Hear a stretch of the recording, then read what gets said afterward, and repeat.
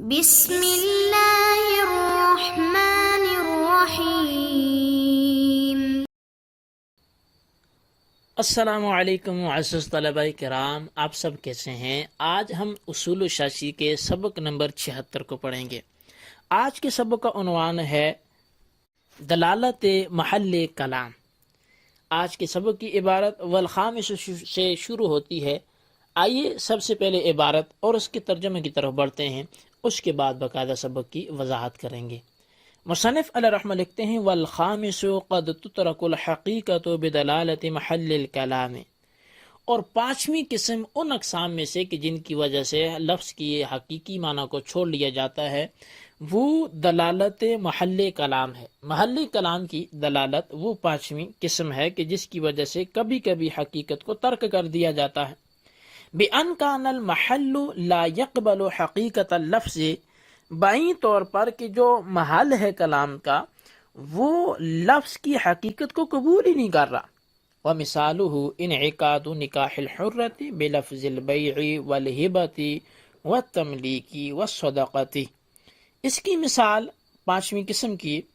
وہ نکاح کا منعقد ہونا ہے۔ اس کے نکاح کا آزاد عورت کے نکاح کا منعقد ہونا لفظ بے کے ساتھ اور ہبہ کے ساتھ اور تملیک کے ساتھ اور لفظ صدقہ کے ساتھ۔ وقوله لعبده وهو معروف النسب من غیره هذا ابنی، اور ایسے ہی اس کی مثال آقا کا اپنے غلام سے یہ کہنا کہ هذا ابنی، یہ میرا بیٹا ہے، وهو معروف النسب من غیره، حالانکہ حال یہ ہے کہ وہ غلام اس آقا کے غیر کے حوالے سے نسب کے اعتبار سے معروف ہے کہ وہ فلاں کا بیٹا ہے۔ وَكَذَا إِذَا قَالَ لِعَبْدِهِ وَهُوَ أَكْبَرُ سِنًّا مِنَ الْمَوْلَى هَذَا ابْنِي، اور ایسے ہی جب مولا اپنے غلام سے یہ کہے کہ یہ میرا بیٹا ہے، حالانکہ وہ سال کے اعتبار سے، عمر کے اعتبار سے اس آقا سے بڑا ہے۔ كَانَ مَجَازًا عَنِ الْعِتْقِ عِنْدَ أَبِي حَنِيفَةَ رضی اللہ تعالی عنہ، تو آقا کا اپنے سے بڑے غلام سے یہ کہنا کہ یہ میرا بیٹا ہے، امام اعظم کے نزدیک یہ عتق سے مجاز ہوگا، آزاد کرنے سے مجاز ہوگا کہ آقا اس کو آزاد کرنا چاہ رہا ہے، لہٰذا وہ آزاد ہو جائے گا۔ خلافاً لہما، برخلاف صاحبین کی قول کے، بنا کرتے ہوئے اعلیٰ اس پر ما ذکرنا جو ہم پیچھے ذکر کر آئے۔ کیا ذکر کر آئے؟ کہ ان المجاز خلف عن الحقیقت فی حق اللفظ عندہ، کہ بے شک مجاز حقیقت کا خلیفہ لفظ کے اعتبار سے ہے امام اعظم کے نزدیک، وفی حق الحکم عندہما، اور صاحبین کے نزدیک مجاز حقیقت کا خلیفہ وہ حکم کے اعتبار سے ہے۔ یہ تھی ہماری آج کی عبارت اور اس کا ترجمہ۔ اب آئیے اس کی باقاعدہ وضاحت کی طرف بڑھتے ہیں۔ در حقیقت مصنف نے پانچواں مقام والخامس سے بیان کیا ہے کہ جہاں حقیقی معنی کو ترک کر دیا جاتا ہے اس کا یہ پانچواں مقام ہے۔ وہ یہ ہے کہ محل کلام کی دلالت اس بات کا تقاضا کرتی ہو کہ یہ محل و موقع حقیقی معنی کا مصداق بننے کی صلاحیت نہیں رکھتا،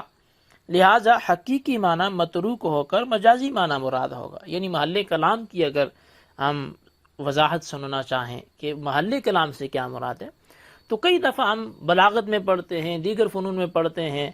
اور جب کوئی بالخصوص جاہل شخص ٹکر جائے کسی سے تو سمجھدار کو وہاں سمجھایا جاتا ہے کہ بھئی اس سے نہ اولجھ، اور یہ تیری لیول کا ہی نہیں ہے، یہ محل ہی نہیں ہے اس جھگڑے کا کہ اس کے ساتھ ایسی بات کی جائے، کیونکہ وجہ کیا ہے کہ تیرا لیول ہائی ہے، تو عقل مند شخص ہے، یہ بے وقوف ہے، اس نے دلائل کو سمجھنا نہیں، اس نے تیری بات کی ماننی نہیں، تو لہٰذا اس سے بات کرنے کا توق ہی نہیں بنتا، فائدہ ہی نہیں بنتا، محل ہی نہیں ہے اس سے بات کرنے کا۔ تو محلی کلام کئی دفعہ دلالت کرتا ہے کہ کون سی بات کرنی ہے، نہیں کرنی۔ تو اب مصنف علیہ رحمہ حقیقت کو ترک کیے جانے والے آزار میں سے، وجوہات میں سے ایک وجہ یہ بھی بیان کرتے ہیں کہ حقیقی معنی کچھ اور کہہ رہا ہے، لیکن وہ محل ایسا ہوتا ہے کہ وہاں اس معنی کو مراد لینا یہ درست نہیں ہوتا، اور محل دلالت کرتا ہے کہ یہ معنی یہاں مراد نہیں ہے، اور اس وجہ سے پھر اس معنی کو وہاں چھوڑ دیا جاتا ہے۔ اب اس کی پہلی مثال مصنف علیہ رحمہ وہ دیتے ہیں کہ اگر کسی آزاد عورت نے کسی مرد سے کہا بی تو نفسی من کا، میں نے تجھے اپنے آپ کو بیچ دیا، یا یہ کہا وہبت لک نفسی، میں نے اپنے آپ کو تجھے ہبہ کر دیا، یا ملکت کا نفسی، یا میں نے اپنے نفس کو تجھے مالک بنا دیا، یا تصدقت لک نفسی، یا میں نے اپنا نفس یا اپنی جان تجھے صدقہ کر دی۔ اب یہ کلام مذکور میں بے ہو، ہبہ ہو، تملیک ہو، تصدق ہو، ایسے جتنے بھی الفاظ ہیں یہ سارے کے سارے جو آزاد عورت کے حق میں حقیقی معنی کی صلاحیت رکھتے ہی نہیں ہیں، تو ان کو اگر یہاں بولا گیا ہے تو حقیقی معنی ان کا مراد نہیں ہو سکتا، چونکہ آزاد عورت کو نہ تو بیچا جا سکتا ہے، نہ ہی آزاد عورت کو کسی کو ہبہ کیا جا سکتا ہے، نہ ہی آزاد عورت پر کسی کو ملکیت دی جا سکتی ہے، نہ ہی آزاد عورت کو صدقہ کیا جا سکتا ہے۔ لہٰذا محل کلام کی دلالت کی وجہ سے حقیقی معنی چھوڑ دیا جائے گا اور مجازی معنی مراد لینے کے۔ اور مجازی معنی کیا ہے؟ وہ نکاح کا انعقاد ہے، کہ یہاں بیچنے سے مراد سچ میں وہ بیچ نہیں دے گی، یہاں ہبہ ہونے سے مراد سب کچھ وہ فری میں اگلے کو نہیں مل جائے گی، یہاں اسی طرح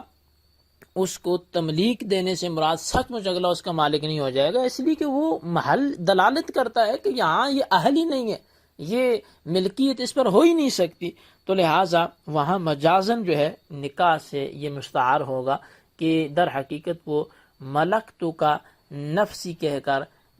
نکاحتو نفسی کہنا چاہ رہی ہے، کہ نکاحتو کا نفسی، کہ میں نے اپنے آپ کا تجھ سے نکاح کیا۔ تو لہٰذا اب امام اعظم اور صاحبین کے نزدیک ان الفاظ سے نکاح منعقد ہو جائے گا، بشرطے کہ مرد عورت کے ایجاب کو قبول کر لے۔ اگر مرد عورت کے ایجاب کو قبول کر دیتا ہے تو یہ اس صورت میں نکاح کا انعقاد ہو جائے گا۔ دوسری مثال مصنف علیہ رحمہ وقولہ لعبدہ سے دیتے ہیں کہ اگر آقا اپنے مشہور نسب غلام سے کہتا ہے ھذا ابنی، یا اپنی سے بڑی عمر والے غلام سے کہتا ہے ھذا ابنی، تو یہاں حقیقی معنی مراد نہیں ہو سکتے، کیونکہ کلام کا محل کہ دوسرے کو بیٹا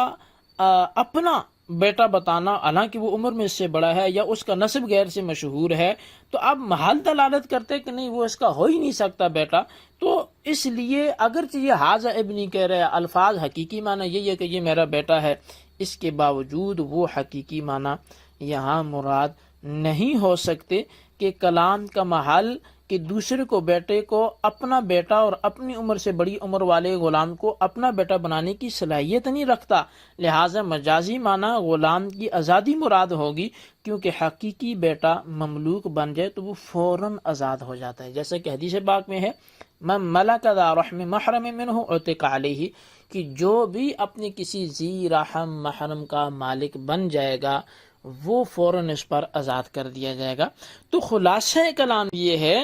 کہ آقا نے ملزوم یعنی بیٹا بول کر لازم یعنی آزادی کو مراد لیا ہے، کہ بیٹے کو آزادی لازم ہے، محرم کا وہ مالک نہیں بن سکتا، اور ملزوم بول کر لازم مراد لینا یہ مجاز ہے، لہٰذا امام اعظم ابو حنیفہ رضی اللہ تعالیٰ عنہ کے نزدیک بیان کردہ دونوں صورتوں میں غلام آزاد ہو جائے گا، کیونکہ امام اعظم کے نزدیک مجازی معنی مراد لینے کے لیے ترکیب نحوی کا درست ہونا ضروری ہے، اور وہ ھذا ابنی میں پائی جا رہی ہے، کہ ھذا ابنی میں ھذا آپ مبتدا بنائیں، ابنی کو مرکب اضافی کر کے اس کی خبر بنائیں، تو ترکیب تو درست ہے، مبتدا خبر بن جائے گا، جملہ خبریہ بھی اسمیہ بھی بن جائے گا، تو لہٰذا اب امام اعظم کے ہاں تو ترکیب نحوی کا درست ہونا ضروری تھا، اور وہ یہاں پہ درست ہو رہی ہے، جبکہ صاحبین کے نزدیک دونوں صورتوں میں کلام لغو ہو جائے گا۔ اگر اپنی سے بڑی عمر والے سے وہ کہتا ہے ھذا ابنی، تب بھی کلام لغو ہوگا، یا مشہور النسب لغیرہ، جو آقا کے علاوہ کسی اور کا بیٹا ہو اور وہ مشہور النسب ہو، اس کو آقا ھذا ابنی بولے، مولا ھذا ابنی بولے، تو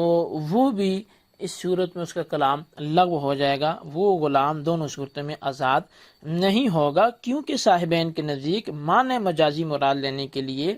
حقیقی معنی پر عمل کا ممکن ہونا شرط ہے، جبکہ یہاں حقیقی معنی پر عمل تو ممکن ہی نہیں ہے، کہ ایک غیر کی نسب سے مشہور ہے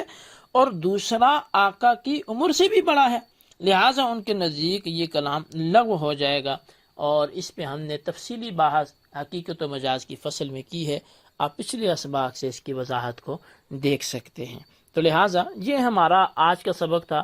اور اس فصل سے یہ آخری سبق تھا، کیونکہ 5 ایسی وجوہات ہم نے پڑھی کہ جن کی وجہ سے لفظ کے حقیقی معنی کو چھوڑ دیا جاتا ہے، اور ان 5 میں سے آج 5ویں تھی اس سبق میں، اور وہ 5ویں چیز محل کلام کی دلالت تھی۔ تو یہ ہمارا آج کا سبق تھا، اس کو اپنے رجسٹر پر اس کا خلاصہ لکھیں اور بالخصوص ان سوالات کے جوابات دیں۔ سوال نمبر 1 یہ ہے کہ لفظ کی حقیقت کو چھوڑنے کی وجوہات میں سے 5ویں وجہ تحریر کریں۔